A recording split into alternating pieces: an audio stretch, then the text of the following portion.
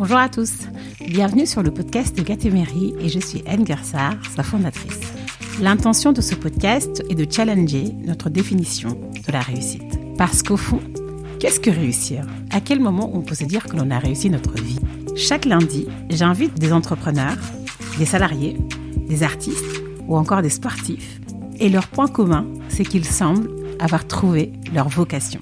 Pendant environ 1 heure, je vais décrypter l'envers du décor de leur parcours, notamment leurs questionnements, leurs doutes et leurs prises de décision qui leur ont permis de redonner plus de sens à leur carrière. Mon objectif est de vous nourrir de ces parcours de vie pour que vous puissiez à votre tour inventer votre propre réussite. Si ma démarche vous plaît et que vous voulez me soutenir, c'est très simple.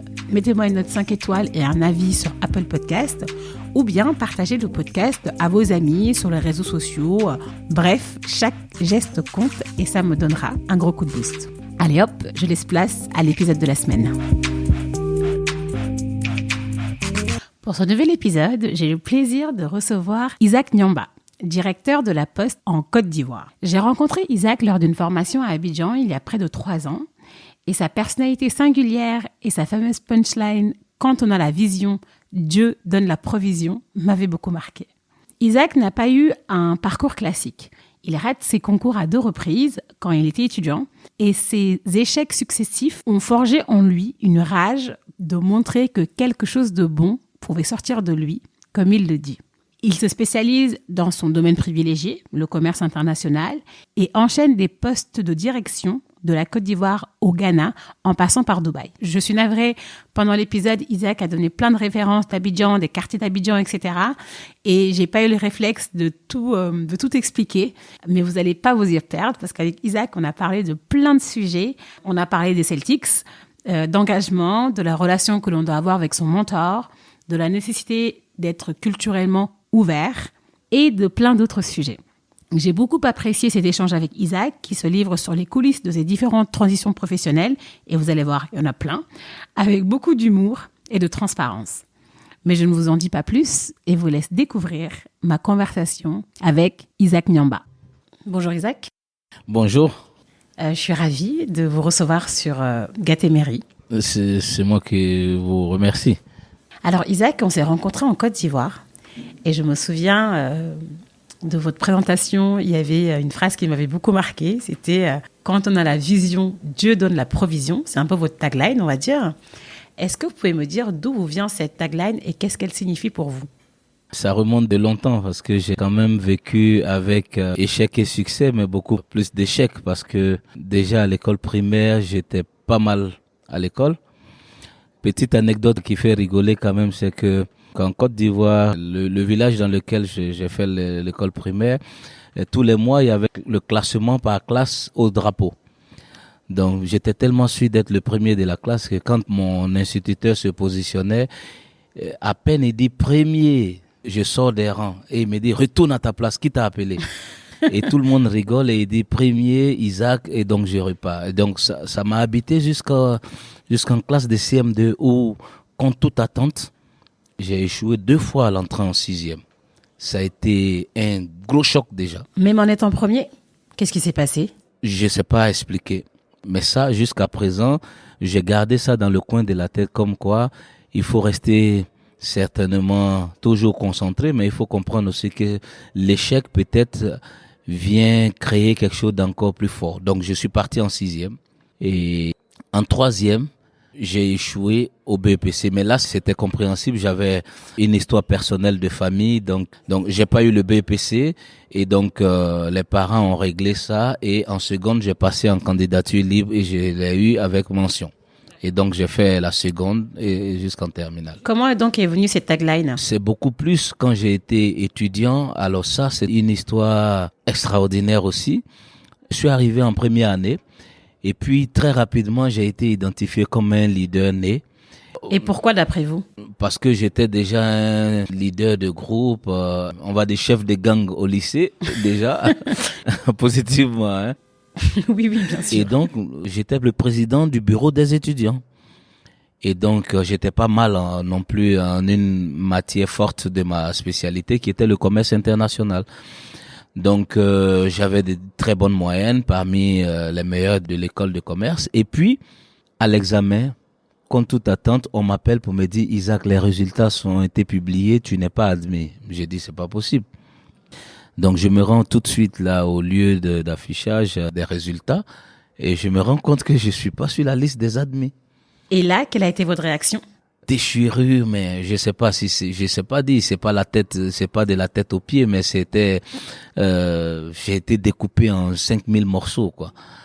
Donc, pas loin de là, j'ai dû prendre un petit break, et je me suis réveillé après, je suis rentré à la maison. Avant de rentrer à la maison, est-ce que vous pouvez me raconter un peu, on peut rentrer dans les détails? J'ai regardé les résultats. Et quand j'ai pas vu mon nom, pas loin du lieu de l'affichage des résultats, il y avait un hôtel qui était en construction et je me suis mis sous les gravats. Donc je me suis couché là-bas en pleurs. Je me souviens que c'était autour de 2 heures l'après-midi. Je me suis réveillé, il était 18h30. Ah oui. Je me réveille, donc je vais prendre le bus, je rentre chez moi au quartier. Et donc je dois affronter mes sœurs, mes frères, mes parents qui disent courage, l'école nous a appelés pour nous dire que c'est pas un problème, tu étais brillant. Et je me souviens que l'école même m'avait décerné un certificat pour compenser, mais c'était pas, voilà. Donc j'ai décidé donc de partir à l'aventure avec un copain. Attendez, j'aimerais juste revenir sur ce que vous disiez tout à l'heure. Une fois que vous avez échoué, est-ce que vous savez pourquoi vous avez échoué? J'ai pas fait cet exercice parce que déjà, j'avais mis dans la tête qu'il y a certainement quelque chose à faire et je vais certainement réussir ailleurs. Donc, j'avais décidé de quitter la Côte d'Ivoire avec un copain. Donc, vous, en fait, vous vous êtes dit, je ne cherche pas à comprendre, c'est un signe, ce n'est peut-être pas ma voie et je trouverai ma voie ailleurs, c'est ça? Voilà, je sais pas expliquer, mais je voulais partir loin en fait des regards. Je voulais partir loin des regards. C'est un peu le regard des autres, le syndrome du bon élève, quoi. Voilà, ma personnalité, le Isaac brillant élève, enfin bref, je devais quitter les radars. Après, je pense que c'est aussi le système qui fait ça. On a beaucoup le fait d'avoir raté, le regard des gens sur un échec qu'on a. Je trouve que c'est souvent difficile. L'image que j'avais à l'école, dans le quartier, dans ma zone, ma réputation. Et donc, je décide de partir. Et juste avant ça, vous avez dit que vous avez fait un break avec votre ami. Oui. C'était quoi ce break? Je suis parti en vacances parce que ma mère, elle était dans une autre ville. D'accord. Donc, j'ai décroché, je suis allé dans la ville de ma mère, à quelques kilomètres d'Abidjan. Donc, cet ami-là est mon ami d'enfance. Et lui, il avait arrêté l'école déjà au CM2 et il est allé faire une formation au Ghana d'électricité. Donc, il m'a dit, écoute, moi, j'étais au Ghana et tout ça, là-bas, c'est bien. Je pense que comme tu as fait commerce international, tu peux avoir des opportunités dans la zone portuaire. C'était naïf, quoi, mais il fallait partir. Donc, je lui ai dit, écoute, moi, je repars à Abidjan, je vais chercher un peu d'argent et puis je te rejoins et on part à l'aventure. Donc, j'arrive. Et on me dit, non, mais toi, on n'arrête pas d'appeler pour demander après toi. J'ai dit qui? On dit, monsieur Diaby. 32, 32, 32. Alors ça, c'était le numéro du fixe d'une nouvelle compagnie de téléphonie mobile à Abidjan. Donc, je vais à la cabine téléphonique, j'appelle ce numéro, je demande monsieur Diaby, qui était mon prof de technique de vente et de négociation. D'accord. Donc, il avait certainement appris mon échec et qui n'était pas content de ça, qui trouvait que donc, je le prends, il me dit, mais ça va? Je dis oui. Il dit, écoute, j'ai appris pour ton échec, c'est pas acceptable. Tu étais le meilleur élève de ma classe en technique de vente et de négociation. Il faut me trouver demain. Donc c'était un jeudi. J'arrive jeudi dans la société en question. Il sort, il me dit, écoute, accompagne-moi déjeuner. Et on arrive, il me dit, lundi, tu viens en costume cravate et il faut que tu sois là à 7h30 pour l'interview et tout ça. Je suis rentré à Cocody, il y avait la Cité Rouge où il y avait des petits box là pour faire des saisies de CV et tout ça. Donc je me suis arrêté là, j'ai fait mon CV. Voilà, pour moi c'était déposer un dossier. Et donc sur la école Institut supérieur de commerce et de distribution d'Abidjan, diplôme, j'ai mis BTS entre parenthèses échec. Je me souviens très bien. Et ça, je trouve ça quand même assez intéressant parce que vous étiez jeune à l'époque. Et je trouve que vous avez quand même la maturité de prendre du recul Ouais. et de l'assumer et de l'écrire sur un CV. Oui, mais l'entretien avec Monsieur Diaby m'a fortement aidé parce qu'il m'a expliqué que lui, alors, il a été un des majors de l'EDEC Lille en France. Oui, les decks, oui. Mais tout son cycle secondaire, il était presque parmi les derniers de la classe. Enfin, dernier de la classe. Il avait à peine la moyenne, donc il passait toujours en classe supérieure, limite. D'accord. Et donc après la classe de seconde, pouf, c'est parti. Et il est rentré à l'école de commerce, voilà. Et donc il a eu le diplôme à Abidjan de premier cycle et il est parti à EDEC Lille, les sorties majeures de sa promotion. Quand il a fini de me raconter ça, il me dit certainement que cet échec-là va te permettre d'être encore plus fort et de montrer que quelque chose de bon peut sortir de toi. Bien sûr. Et pendant que j'attendais le lundi en question, il y a une dame qui vient vers moi, elle me dit Isaac Nyamba, j'ai dit oui. Elle me donne donc un paquet de rames, papier, un stylo bleu, un stylo rouge, un stylo vert, un double décimètre et l'annuaire téléphonique. Et elle me dit, monsieur, en face, là-bas, le bureau qui est là, c'est votre bureau. Vous êtes attaché commercial professionnel et monsieur Diaby descendra tout à l'heure pour votre contrat. Et j'ai dit, mais je vais travailler ici. Elle me dit, oui, il vous a pas dit la dernière fois? J'ai dit, non, il m'a dit de venir avec mon CV. Je finis la journée, je rentre à la maison et j'informe mes parents que je suis à telle société et je suis commercial professionnel. Mon père, il me dit, mais comment ça va se passer? J'ai dit, mais j'aurai le contrat demain. Super. Et donc, j'ai eu mon contrat. Du coup, j'ai même pas eu la politesse d'envoyer un message à mon ami qui m'attendait dans le village de l'autre côté pour aller à l'aventure. Le pauvre. Du coup, juste une question par rapport à vos parents. Quel regard ils portaient sur votre trajectoire? Est-ce que, par exemple, quand vous avez eu votre premier travail, ils étaient fiers? Oui, fier, mais celle qui a été le plus fière, c'est ma mère, parce que beaucoup de sacrifices pour que je puisse progresser. Okay. Parce que je vivais avec elle, en fait, avant d'être étudiant. Donc, le plus difficile de mon cursus ou de mon parcours scolaire, c'était elle, et j'ai vu tous les sacrifices qu'elle a endurés pour que je puisse avancer.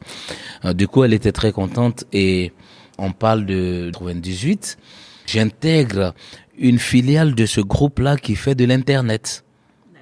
Donc, quelques mois après. Et donc, 99, je viens lui dire que j'ai eu du boulot.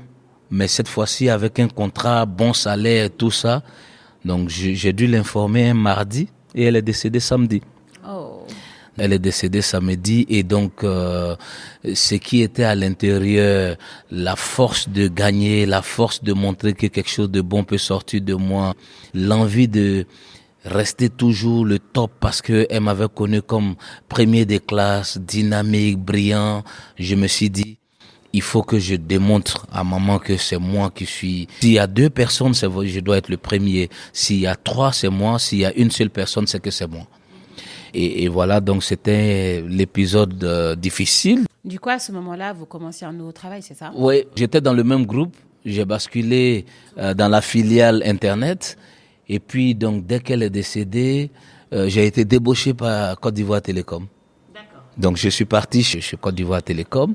Vous faisiez quoi chez Côte d'Ivoire Télécom? Quelles étaient vos missions? J'étais commercial grand compte. Mais vraiment, j'avais de l'espace parce que mon responsable commercial me laissait la main. Du coup, je tirais le groupe parce que il y avait de la dynamique. Et puis, j'ai bénéficié d'une opération de talent sharing avec France Télécom. J'avais l'opération donc de bénéficier d'un glissement catégoriel et j'étais le plus jeune cadre de Côte d'Ivoire Télécom à cette époque. Ok. Et donc j'ai bénéficié à France Télécom où je suis parti. Quand vous dites talent sharing, c'est comme un échange, c'est ça? Ouais, voilà, c'est ça, talent sharing. Et donc j'arrive, il faut faire aussi du commercial parce que je suis chez l'opérateur Internet de Côte d'Ivoire Télécom, donc il faut aller un peu en clientèle. Les premières sorties avec mon binôme, c'était que il avait un ordinateur multimédia avec un CD-ROM. Et quand on arrive chez le client, après les salutations d'usage, on ouvre le PC et on met le CD-ROM. Et la vidéo tourne et le client regarde la vidéo et quand il finit, bon, on a un bordereau de commandes qu'il faut faire renseigner et puis ça y est. Donc après plusieurs tournées, j'ai dit, mais c'est comme ça qu'on vend? Il me dit oui, parce qu'il faut de l'interaction. Le client, en même temps, il découvre Internet avec un truc didactique et tout ça. Je l'ai dit chez moi en Côte d'Ivoire, on connaît déjà le produit, On connaît les caractéristiques de la solution qu'on vient vendre et on connaît les types d'objections auxquelles on devra répondre parce que le client peut nous amener sur un volet technique, un volet financier, un volet commercial. Et c'est surtout humain, en fait. Voilà, il faut vivre la chose parce que c'était nouveau. Donc, il fallait rassurer qu'on avait la connaissance exacte. Pour les autres séances de prospection, j'ai pris le lead. Et je pense, en tout cas, si je me réfère à ce qui s'est passé ensuite, que j'ai tapé dans l'œil.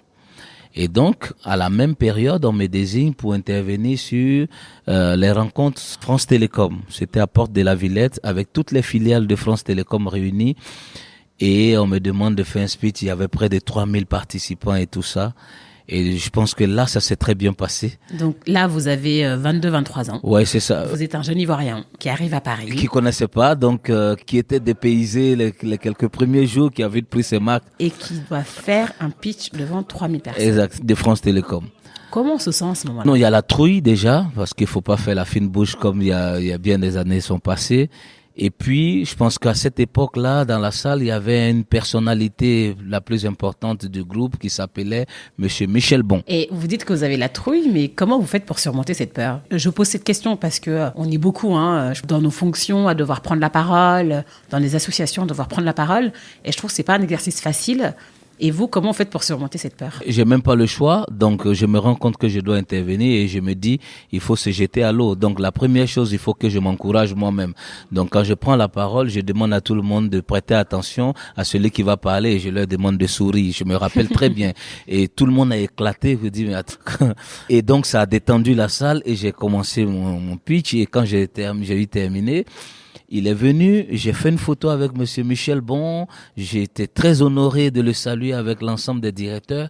Et il y avait un directeur de Côte d'Ivoire qui était là, qui était Monsieur Bernard Clivet, directeur général de Ivoiris en son temps. C'est quoi Ivoiris? Ivoiris, c'était l'opérateur téléphonie mobile. D'accord. En Côte d'Ivoire, mais qui devait repartir à Abidjan avec la carte Orange Côte d'Ivoire. Ah, donc c'est comme ça qu'Orange s'est implanté en Côte d'Ivoire. Et voilà. Donc, il était avec le directeur commercial qui était Monsieur François Nzé, qui me dit, écoute, on a parlé de toi tout à l'heure et je pense qu'il y a de fortes chances qu'on te recrute, donc il faut qu'on se parle. Donc, du coup, il me fait l'offre de venir à Abidjan. Donc, je reprends ma valise, je descends à Abidjan et je prends le poste de responsable du marché entreprise de Orange Côte d'Ivoire. Donc, je dois driver une équipe de plus de 11 commerciaux grands comptes qui sont même des aînés des classes d'ingénieurs que moi. Parce que après, quand j'étais à Côte d'Ivoire Télécom, la petite histoire, Côte d'Ivoire Télécom a financé mon diplôme d'ingénieur commercial en cours du soir. Donc, j'ai pu rattraper la chicotte que, voilà. Et donc, je reviens à Côte d'Ivoire, ça se passe très bien, les résultats sont bons. Et 2 ans après, je suis débauché par un groupe qui s'appelle Atlantique Télécom. Alors, juste une question par rapport à tout ça. Là, vous avez eu un enchaînement d'entreprises et de fonctions. Est-ce qu'à cette époque, vous saviez où vous vouliez aller? Est-ce que vous avez une vision claire de ce que vous vouliez faire, en fait, dans la vie, tout simplement? Non, certainement, mais je pense que j'ai été très tôt influencé par quand même des modèles. Je vous la raconte, celle-là. C'est venu de quand j'étais au lycée. J'étais à l'internat et c'était à l'époque, donc 93, 95 là-bas. D'accord. Il y avait Tupac Amaru Shakur qui était notre idole en termes de musique. Et le basket était à cette époque très à la mode et tout le monde avait un club préféré. Et comme moi j'étais le rebelle du groupe, tout le monde était Chicago Bulls, Lakers et moi j'étais Celtic. Et particulièrement, là où ça a commencé, c'était Larry Bird. On disait, oh, mais toi, tu es avec Celtic. Larry Bird, il est nonchalant, il vaut rien, il rate des... Celtic avait fait une grosse opération où ils avaient gagné et ils ont interviewé Larry Bird. On restait jusqu'à 2 heures du matin pour regarder les tournois de NBA à l'époque. Et quand ils ont interviewé Larry Bird, il dit, on peut dire tout ce qu'on veut. Je peux avoir des échecs, je peux tomber, mais le principal, c'est l'engagement. Donc, j'ai gardé ça jusqu'à ce que moi-même, je fabrique mon concept de si tu as la vision, Dieu donne la provision. Ah, vous avez enfin répondu à ma question de départ. Et donc, vous, ce qui vous drive, c'est l'engagement. Ouais, c'est ça, c'est ça. D'accord. Je pense que tout le monde lit des livres de motivation personnelle. On a appris beaucoup de choses à l'école et tout ça. Mais au fond de nous, il doit y avoir quelque chose qui est le push, qui est l'engagement. Oui. Si je suis engagé sur le projet dans lequel je travaille, je vais forcément réussir. Je suis engagé à changer ma personnalité, je vais le faire, et etc. Donc, je pense que le principal, c'est l'engagement. D'accord. Un modèle chez nous en Côte d'Ivoire.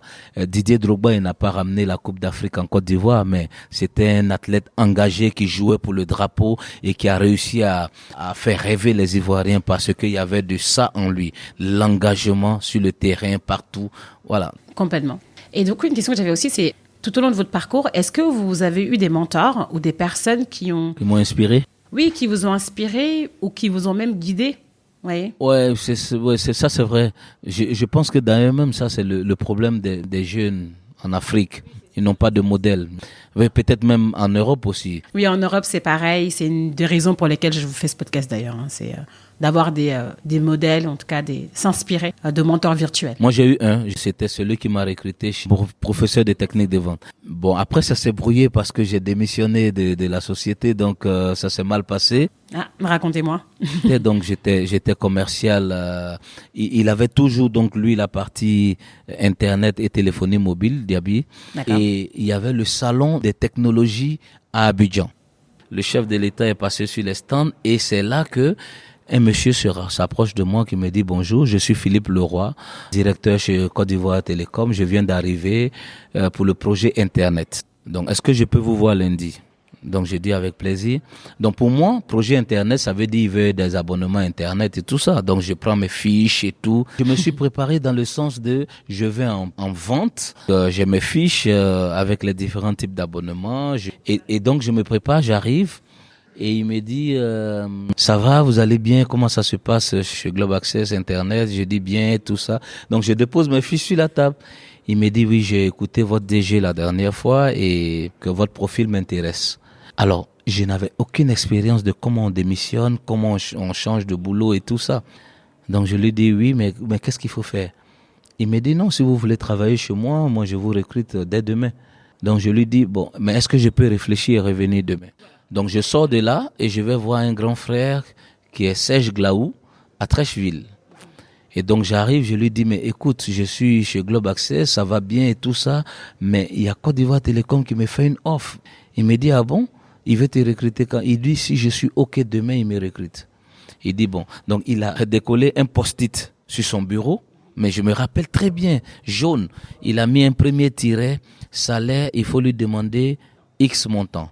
Il faut lui demander une assurance maladie. Il faut lui demander un téléphone cellulaire et puis il faut lui demander une voiture. Mais j'ai pris le post-it. Je suis arrivé le lendemain au rendez-vous. Et le monsieur, on s'est dit bonjour et tout ça. Je suis assis. Il me dit, alors, vous avez réfléchi? Mais comme un robot, j'ai pris le post-it, j'ai collé sur la table et j'ai récité les 4 points. Il me dit, c'est tout? Et je suis là. Il me dit non, mais si vous êtes OK, je demande au DRH de monter. Et il a demandé au DRH de monter. Je vous promets que ils m'ont pris, je suis reparti au 8e.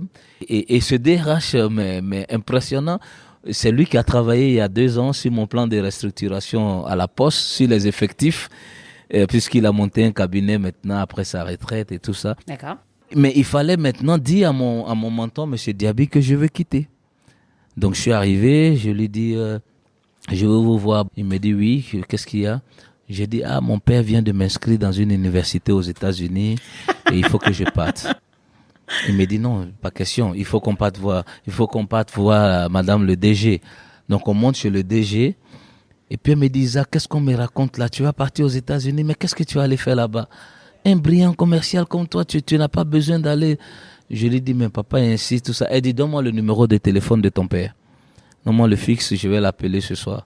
Il faut que je lui dise que ça sert à rien de gaspiller de l'argent. Je lui dis, je me souviens pas du numéro, tout ça. Et donc, quand je suis sorti du bâtiment, je suis plus reparti. Non. Vous n'êtes jamais reparti? Donc, je suis allé voir monsieur Philippe Leroy. Et je lui ai dit que la société ne veut pas me lâcher, ils veulent pas payer mon salaire et tout ça. Il me dit, bon, ok, je vais demander qu'on rachète ton préavis et qu'on te paye le mois de salaire. Bon, il y a beaucoup de choses dans ce que vous dites. Ce que je retiens, c'est qu'il faut savoir demander votre salaire et tous les avantages que vous avez eus. Si vous n'avez pas demandé, vous ne les aurez pas eus. Ça, c'est une première chose. La deuxième, c'est pourquoi vous n'avez pas dit la vérité? Il m'a tendu une perche. Rappelez-vous que j'avais pas le diplôme. Oui, bien sûr. Voilà, donc je pouvais pas le regarder en face et lui dire que je le lâche parce que c'était vu comme une trahison. Ouais, je comprends, mais du coup, comment ça s'est fini? Mais justement, donc je suis parti dans l'autre société, j'ai disparu des radars et au lancement officiel de cette opération, il est venu à la cérémonie. Et à la cérémonie, on parle et on présente la nouvelle équipe. Et on m'appelle le premier recruté, c'est moi. Ouais. Donc je viens et devant tout le monde, je suis là et je le vois assis avec mon DG, ce qu'ils ont invité la concurrence. Je suis désolée, je rigole, je peux pas m'empêcher de rigoler. Et pendant le cocktail, je vais vers lui et il me dit félicitations et tout ça. Il me dit mais il faut que tu passes à la maison. Je passe chez lui à la maison. Il me dit ça se passe pas bien avec la DG, donc moi je cherche à partir. Je lui dis mais ma nouvelle boîte où je suis, il cherche un directeur commercial. Donc j'organise un rendez-vous pour lui avec monsieur Philippe Leroy. Il a signé le même jour. Ah bah super. Et donc je lui ai donné une opportunité et donc il est venu dans la même boîte. Et c'est lui qui a été nommé DG en Afrique centrale et qui a dit au président si je dois partir comme directeur général, il me faut un bon directeur commercial et je veux le jeune qui est à Orange Côte d'Ivoire. Voilà, voici comment je l'ai rejoint. D'accord, super. Bah du coup, ça veut dire que vous avez rendu l'appareil. Génial. Donc lui, c'est votre mentor. La question qui revient souvent, c'est comment j'entretiens ma relation avec un mentor. Et j'aimerais bien avoir votre avis là-dessus. J'ai ma définition propre du mentor. Je pense que en général, on cherche un mentor et après on veut qu'il nous prenne par la main, qu'il nous trouve des opportunités d'emploi, qu'il nous aide à gravir des échelons. Non. C'est ça, exactement. C'est pour ça que je voulais votre avis. Le mentor, c'est premièrement pour moi un modèle. Donc, il n'est forcément pas bon, mais il a un petit créneau peut-être dans son cursus qui peut vous aider à corriger chez vous ou à améliorer chez vous. Deuxièmement, le mentor, il a juste une contribution à un moment donné. Donc, parce que les jeunes, ils veulent des mentors et après, ça devient saoulant d'appeler tout le temps, de faire des mails, ils veulent des feedbacks à tout moment, mais on n'a pas que ça à faire. Pour être bien mentoré, il faut mesurer ce qu'on attend du mentor. Le mentor, il vient juste apporter un petit push. Et surtout faire des demandes précises. Voilà, précise. C'est bateau. Voilà, je vais pas attraper ta main tous les jours, t'appeler pour te dire, bon, pour aller à ce rendez-vous, c'est comme ceci. Bon, la dame qui était en chemise bleue, fallait répondre comme ci, comme ça. Très clair. Juste pour un peu avancer, ce que le temps passe. Donc après ça, est-ce que vous pouvez m'expliquer rapidement comment vous faites pour arriver sur votre poste de directeur général de la Poste Côte d'Ivoire? Vite fait. Donc, je vais en Afrique centrale et après 2 ans, je suis débauché, je vais aux Émirats Arabes Unis. Donc, je vais à Dubaï pour prendre un poste. D'accord. Voilà, je prends un poste à Dubaï. J'ai fait 2 ans à Dubaï. Et c'était quoi votre poste à Dubaï? J'étais directeur de business development chez un équipementier télécom britannique. Et donc, après 2008, je suis affecté au Ghana. 2009, ça se passe bien. Et puis, je rentre au pays avec une nouvelle casquette. Je suis recruté pour être directeur général d'une société de paiement électronique à Abidjan. Et en 2010, le ministre en charge des technologies m'appelle pour être son conseiller technique. Donc là, vous avez quand même un enchaînement de postes.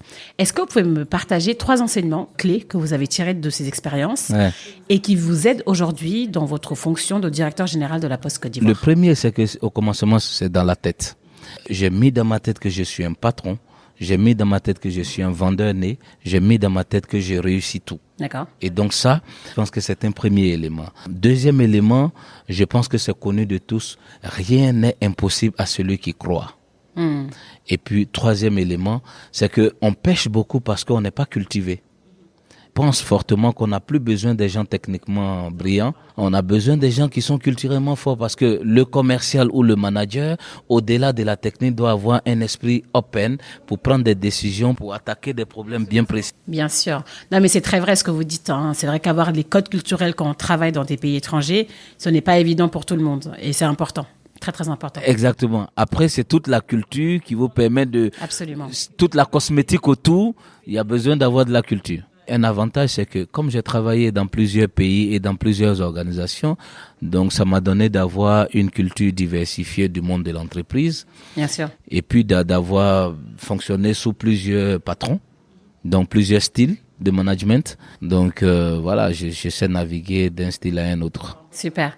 Donc, vous arrivez à la Poste en 2011 en tant que DGA. Donc, je rentre comme DGA. Et donc, pourquoi? Il y a eu la crise en Côte d'Ivoire, 2010. Et en 2011, quand tout se remet en place, on me nomme directeur général adjoint. Et quand vous arrivez à la Poste, qu'est-ce qui vous a le plus marqué? Déjà, ça a été cette volonté de partir à la Poste. Donc, j'ai pressé ou j'ai titiller le ministre pour qu'il puisse m'ouvrir la porte pour rentrer à la poste. Pourquoi vous avez voulu aller? Mais parce que déjà, culturellement, j'avais compris que la Poste est une société multidimensionnelle, multiservice, et j'avais bouquiné et j'avais noté que la Poste pourrait être un des piliers pour réduire le gap du digital. D'accord. Je l'avais vite vu. Ça, je l'avais vu parce que j'avais fait un détour au Maroc dans une mission et j'avais capté là-bas. Et donc, je me suis dit, si je rentre à la Poste, je peux apporter une touche. Ayant travaillé dans les paiements électroniques, ayant travaillé dans les télécoms, j'avais suffisamment de contenu pour que je puisse apporter un plus. On avait fait une visite de la Poste Côte d'Ivoire et je vois que ça s'est énormément digitalisé. Quand on parle de la Poste et de l'Afrique, bon, les gens pensent que c'est hyper archaïque. Non, c'est une structure vieillotte qui n'innove pas. Absolument. C'est un stéréotype, quoi. Est-ce que vous pouvez me dire ce que vous avez transformé à la Poste et qui fait qu'aujourd'hui, vous êtes dans cette nouvelle dynamique? J'ai pas fait grand-chose. Vous êtes bien modeste, Isaac. Mais déjà, je pense que j'ai réussi à vendre un rêve. C'était une grosse administration, donc qui était dans le classico avec des produits et services classiques. Premier élément, je leur ai démontré que le digital n'est pas venu pour tuer la Poste. Au contraire, c'est une opportunité pour qu'on puisse vendre des services à valeur ajoutée. Donc, on a initié des opérations donc de services à valeur ajoutée en s'appuyant sur des solutions traditionnelles. Aujourd'hui, on a un portail national de commande de pièces administratives. Super. Donc, le citoyen peut commander un extrait de naissance. Alors, c'est pas forcément parce qu'on veut être des as du e-commerce, mais notre métier, c'est l'acheminement et la distribution. Donc, pour que ça puisse être réveillé, il faut avoir de l'activité qui peut permettre de faire tourner les motos et les voitures. Bien sûr. Et aussi, je pense que vous avez aussi solutionné un problème qui éprouvait pas mal d'Ivoiriens. Par exemple, je sais pas moi, un monsieur qui habite dans un village et qui a besoin d'un extrait de naissance doit poser des jours pour venir à Abidjan. Et donc là, c'est un gain de temps et d'argent assez conséquent quand même. Ce qui est plus vrai, c'est que c'est celui qui est à Abidjan, qui est né au village, qui doit repartir dans son village d'origine. Ah, ok, je savais pas ça. Okay. Je pense que cette touche-là, elle est importante. Donc, le rôle de la Poste depuis des années-lumière, c'est d'être le lien social entre les populations et le gouvernement, mais c'est aussi une institution qui doit accompagner le développement économique. Complètement. D'ailleurs, j'adore votre slogan, la maison du citoyen. Le coursier de l'État. Et le coursier de l'État. Il vient d'où ce slogan? Ça, je peux me targuer d'être le propriétaire de ça et c'est la petite touche qui me fait plaisir tout le temps. Ouais. Ça ne m'étonne pas. Tout à l'heure, vous m'aviez dit, j'ai réussi à vendre un rêve. Et le rêve, pour moi, c'est la vision. Ouais, c'est ça. Ce que j'aimerais savoir, c'est comment vous avez réussi à insuffler du changement dans une structure qui n'était pas destinée pour. À la base, ils ont envie aussi de transcender. Donc, il leur faut un leader. Il leur faut quelqu'un qui a une vision, mais au-delà de la vision, qui lui-même met la main dans le cambouis d'abord. Le fameux leading by example. Voilà. Et ça, c'est quelque chose qu'il faut réussir à faire passer comme message. Le vrai patron, c'est celui qui se met au devant et qui dit, on y va ensemble. Voilà. D'ailleurs, quand j'arrivais, on me disait que je suis pas un administrateur des services postaux parce que c'est une entreprise fortement syndiquée et fortement de métier. Donc, si vous n'êtes pas de leur corporation, vous n'êtes pas le bienvenu. Donc, il fallait donc réussir à leur passer quelques messages et avoir des éléments de langage qui les rassuraient et qui leur disaient que c'est vous qui avez apporté le développement depuis et le digital n'est pas venu pour vous tuer. Si on se met ensemble, on pourra. Et j'ai vendu ça comme si les idées et les projets venaient d'eux et on les implémente ensemble. Comment vous avez fait pour les ressources humaines? Car vous gérez plus de 700 salariés, si je ne me trompe pas. Oui, mais avant ça, je pense que l'État a joué une grosse partie. C'est qu'ils ont validé un plan de restructuration. Donc, il y avait quand même de l'accompagnement pour faire sortir les plus anciens avec un package de départ volontaire. On a gardé quelques anciens pour qu'il y ait quand même le transfert de compétences. Puis, il fallait démontrer que quelque chose de bon peut sortir des postiers. Parce que les mecs, ils sont là depuis 25 ans, 20 ans de carrière postale et on leur dit que ça ne sert plus à rien, c'est frustrant. Ça ne doit pas être simple du coup. Est-ce que vous avez des actions mises en place pour justement l'accompagnement de vos salariés? Comment ça se passe? C'est une société fortement syndiquée. D'accord. Donc, j'ai 9 syndicats. Ah oui, quand même. Je dois naviguer parmi ces syndicats et la meilleure façon pour moi, c'est de les inviter au débat. Parce que je peux pas implémenter des solutions ou des programmes si les partenaires sociaux, c'est comme ça que moi je les appelle, ne sont pas partie prenante. J'ai le comité de direction et puis une fois tous les 2 mois, je me réunis avec le comité managérial pour leur faire part de ce qui a été fait, où est-ce qu'on est en train de partir pour recueillir leurs inputs. Et donc, on a réussi à créer l'accalmie sociale et les choses se passent très bien parce que je bénéficie de leurs inputs, de leur soutien aussi parce que c'est pas toujours bon tout le temps. Oui, j'imagine. Il y a des fois quelques difficultés financières et tout ça, mais il n'y a pas de grogne et la vie est belle parce que je leur dis, vous êtes des partenaires sociaux, vous vous battez pour le bien-être des travailleurs. La direction générale aussi se bat pour que l'entreprise marche bien pour le bien-être des travailleurs. Donc on est en fait sur le même banc. Dans le même bateau. Et surtout, si les employés se sentent bien, ils seront plus productifs et l'entreprise s'en porte mieux. Donc, du coup, c'est tout bénéf pour tout le monde. Voilà, donc on est dans le même bateau, ils sont co-gestionnaires de l'entreprise. Exactement. Donc, en tant que co-gestionnaire, on doit se réunir pour parler de où on va. Super. Vous m'avez bien sûr partagé vos moments difficiles personnels. Ouais. J'aimerais savoir aussi quelles sont les difficultés chez La Poste. Quels sont vos plus grands challenges auxquels vous devez faire face? Les plus gros challenges, je pense que c'est l'accompagnement financier. Il y a eu de grosses opérations faites par l'État qui est l'actionnaire principal.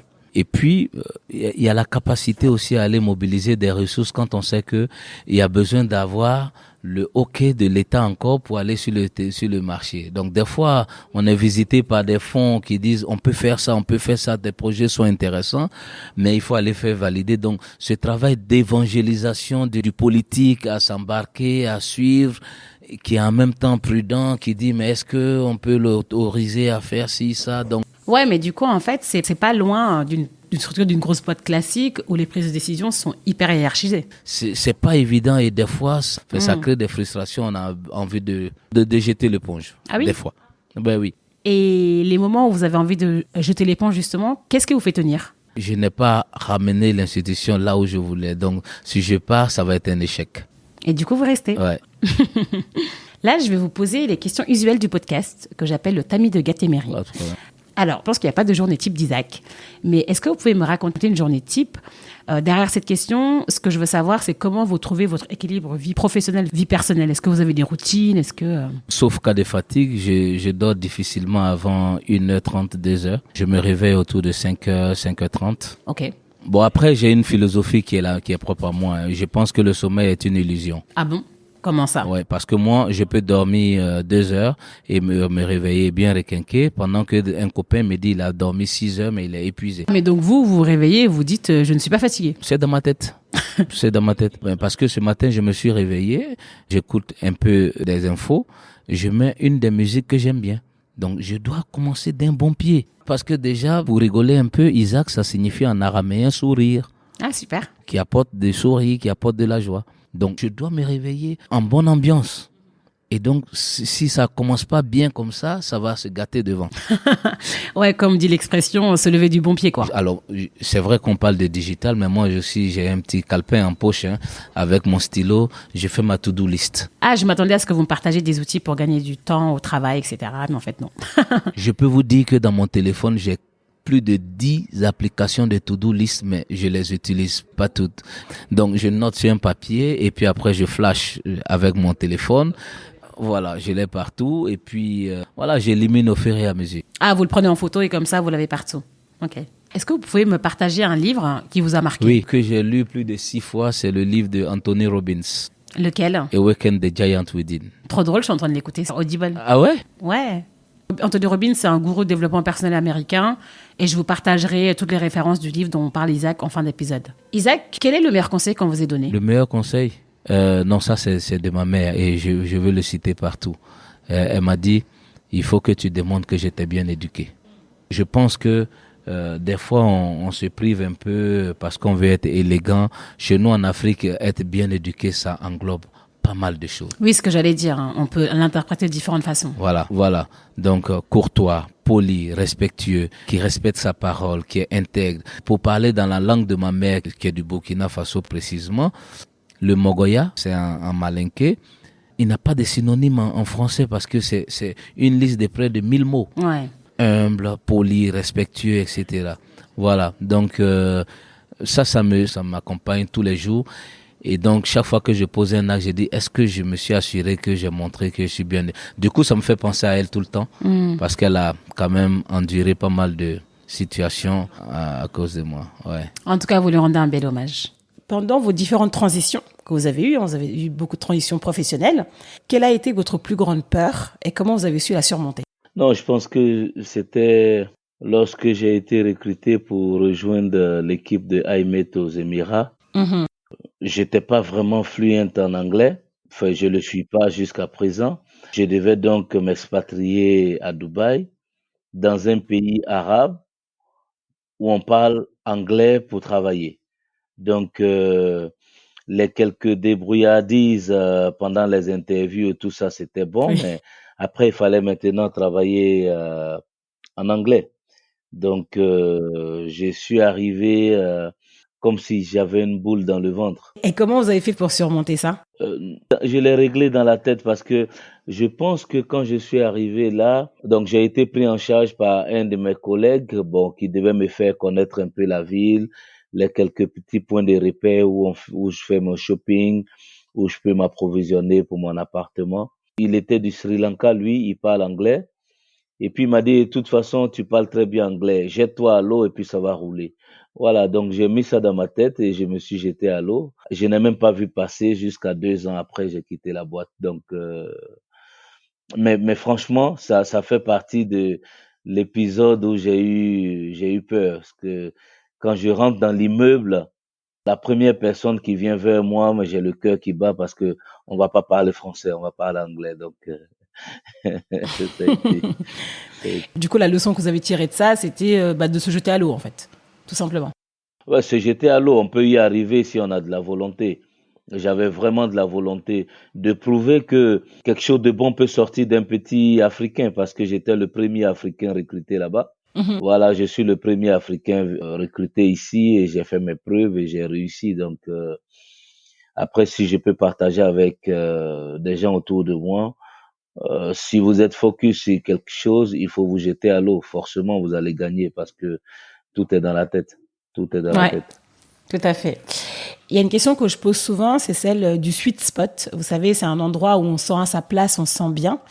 Vous, aujourd'hui, est-ce que vous pouvez me dire en quoi vous vous sentez à votre place avec ce que vous faites à la Poste Côte d'Ivoire? Franchement, c'est dans l'animation des équipes et puis de savoir que je passe euh, un peu de un peu de contenu aux gens autour de moi en termes de coaching ou en termes Mhm. d'inspiration. Je sais que des personnes, vous savez très bien l'histoire de la Poste, hein, quand vous arrivez, il y a des personnes d'un âge très avancé et pour lesquels il y a des anecdotes du style ils sont vieux, ils ne savent rien faire. Donc j'ai réussi à donner du peps à des gens de 55 ans, 56 ans qui sont à la tâche comme si c'est maintenant qu'ils avaient 18 ans et ça me fait plaisir. En tout cas, être dans une position de coach, de mentorat, ça Mhm. c'est moi, ça D'accord. c'est moi.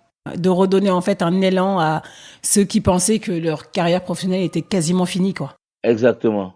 Ou même ceux qui commencent leur carrière et qui ont un peu de peur ou bien qui savent pas par où commencer, j'essaie de leur donner des mots ou des petits tips pour qu'ils puissent se gonfler un peu.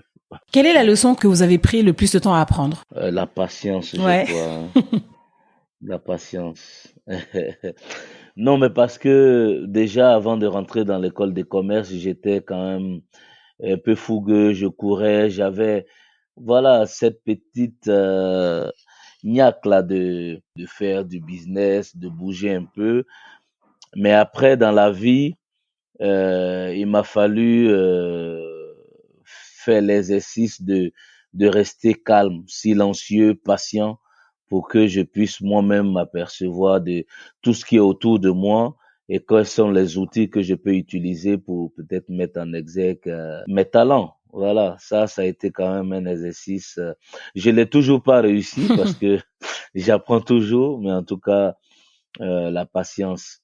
Et finalement, je pense que, bon, j'ai quelques amis, je sais pas si c'est pour m'encourager ou pour me faire des fleurs, mais ils trouvent quand même que je suis patient et résilient. Mm. Parce que la société dont j'ai la charge, il faut avoir de la patience et de la résilience pour rester 4 ans directeur général adjoint et 4 ans, 5 ans directeur général. Il y en a pas beaucoup qui ont cette longévité. Voilà, s'ils n'ont pas de la C'est patience. vrai. Qu'est-ce que la réussite pour vous? La réussite, si je m'amuse à rentrer dans des explications très philosophiques, ça va être compliqué. Pour moi, la réussite, c'est quand je peux apporter un peu de mieux-être ou bien un peu de sens à la vie. Parce que de ma petite fenêtre, si je peux apporter un petit coaching à quelqu'un qui va l'utiliser pour réussir un pan de sa vie professionnelle ou un pan de son projet, c'est ça pour moi la réussite. Je suis pas très sûr que les questions de biens, meubles, immeubles, questions financières soient très importantes pour moi. Mm. En tout cas, je suis très, très, très, très, très heureux de savoir que j'ai pu distribuer dans la semaine 3 souris à des agents. J'ai pu donner une petite idée à un ami de longue date pour qu'il puisse se lancer dans le business. Là, je peux dire que j'ai réussi parce que je contribue à faire bouger un peu quelque chose dans l'humanité. Et tout à l'heure, comme vous le disiez, votre prénom aussi veut dire sourire, hein, donc c'est aussi très, Exactement, exactement, c'est aussi très lié au fait de exactement. distribuer des sourires. Bon, ça met un peu la pression parce que je me dis, bon, écoute, tu racontes partout que Isaac signifie souris, tu dois apporter du sourire autour de toi. Est-ce que tu es sûr que la semaine là, tu as donné un peu de souris autour de toi? Mais puis, voilà, ça participe à mettre un peu de piment dans mon day-to-day, Bien quoi. sûr. Comment est-ce que vous progressez de manière personnelle? Progresser, je vois pas trop venir la progression. Peut-être ce que je vois, en tout cas qui est évident, c'est que mes cheveux commencent à devenir gris. Non, je prends le temps de regarder un peu en arrière d'où je viens. J'étais un jeune petit commercial qui recevait quelques indications des responsables, qui me fixaient des objectifs. Et puis aujourd'hui, je me retrouve à piloter une entité publique avec celui qui drive le business, qui donne les orientations, qui pousse et qui rend compte. Donc chaque fois, je m'arrête pour regarder comment ça évolue. Voici comment je mesure. Je m'arrête à des moments pour regarder un peu en arrière, d'où je viens. Et surtout, où est-ce que je veux partir? Parce que je suis encore très loin de là où est-ce que je veux partir. Oui, non, mais c'était ça en fait ma question, c'est de savoir comment est-ce que vous faites pour arriver là où vous voulez aller. Vous voyez? Le but, c'est d'être un vrai contributeur à améliorer la vie si j'ai dit des concitoyens, ça va être un peu trop monsieur politique, mais impacter quand même autour de moi. Donc, chaque fois que je progresse, je me dis, bon, là, maintenant, je suis à une étape où je peux peut-être faire un petit bond Hmm. pour upgrader un peu mon statut social et professionnel pour apporter un peu plus parce que j'ai certainement quelques rudiments ou bien quelques compétences pour. D'ailleurs, je pense que je suis arrivé à la prochaine étape où il faut Ah, super. jumper. Ouais. Bah, du coup, j'ai hâte, hein, vous me direz. Vous me direz. On en reparlera. Je vous passerai un coup de fil ou un WhatsApp pour vous dire que ça y est, c'est fait. C'est fait. Ok, j'ai Soyez, hâte. soyez très attentive aux quelques semaines ou quelques mois qui arrivent. Je serai prête. Est-ce que vous avez quelque chose à ajouter qu'on n'a pas évoqué et qui vous tient à cœur?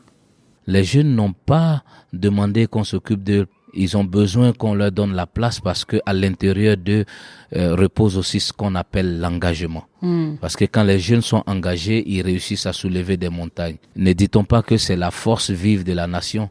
Donc je voudrais que chaque jeune développe l'engagement et qu'ils se mettent au travail parce que ça viendra pas du ciel. Non, c'est clair, sinon ça se saurait. Aujourd'hui, quand je raconte quelques parties de mon histoire, ça paraît comme un film. Mais alors que dans le parcours, il y a eu des moments difficiles où je me suis arrêté, j'ai coulé des larmes, j'ai pleuré. Mais parce qu'à l'intérieur de moi, j'ai dit, il faut que tu réussisses pour démontrer que quelque chose de bon peut sortir de toi. Déjà, il faut que les jeunes aussi puissent avoir ça dans la tête, qu'il faut se battre, rien n'arrive by chance. D'ailleurs, moi, c'est ce qui me motive dans ce podcast, hein, c'est de montrer l'envers du décor et pas seulement les feuilles et paillettes, quoi. Je peux vous donner une dernière en passant. Bien sûr. Je passais quelquefois des vacances chez une tante qui est encore là, à Abidjan, et j'arrive chez elle, et tous les enfants de la cour, pendant les vacances, allaient cirer des chaussures. Et moi qui viens en vacances, je suis là oisif. Donc j'ai dit à ma tante, je veux cirer les chaussures. Elle me dit non, ça c'est pas pour toi, ça c'est pour les enfants des démunis qui vont. J'ai dit non, Et donc, on m'a acheté le set avec les brosses, les trucs, et je partais cirer les chaussures. Je marchais des kilomètres, mais c'était pas pénible pour moi parce que je m'éclatais en tant qu'enfant. Mais aujourd'hui, je me rends compte que ce process de se battre sous le soleil, la pluie, aller chercher 100 francs, 50 francs, être humble, s'abaisser pour nettoyer la chaussure et puis ramener une petite bourse de 500 francs, 1000 francs à la fin de la journée, ça a certainement fabriqué quelque chose en moi. C'est clair. Et ça, il n'y a rien d'extraordinaire. Si tu vois quelqu'un avec son gros 4x4 ou bien dans sa belle situation, il faut te demander par où il est passé pour arriver là. Sur ces belles paroles, merci beaucoup Isaac. C'est moi. Non, mais merci parce que ça m'a permis de me replonger dans beaucoup de choses que j'ai vécues. Merci pour tout. Merci à vous. À bientôt. Alors, qu'avez-vous pensé de cet épisode? N'hésitez pas à me donner votre feedback en m'écrivant sur les réseaux sociaux, LinkedIn et Instagram de préférence, avec le pseudo @gatemery, ou bien sur le site internet www.gatemery.com. N'hésitez pas d'ailleurs à vous inscrire à la newsletter que je vais lancer prochainement. Dernière chose très très importante pour moi et un peu pénible pour vous, c'est de me mettre une note 5 étoiles sur Apple Podcast. Pourquoi c'est important? C'est que plus j'aurai de notes, plus le podcast pourra être découvert facilement par d'autres personnes. Ou sinon, juste partager le podcast aux réseaux sociaux, partout, partagez-le. N'oubliez pas de vous abonner à votre plateforme d'écoute préférée pour ne pas rater les prochains épisodes. Portez-vous bien et je vous dis à la semaine prochaine.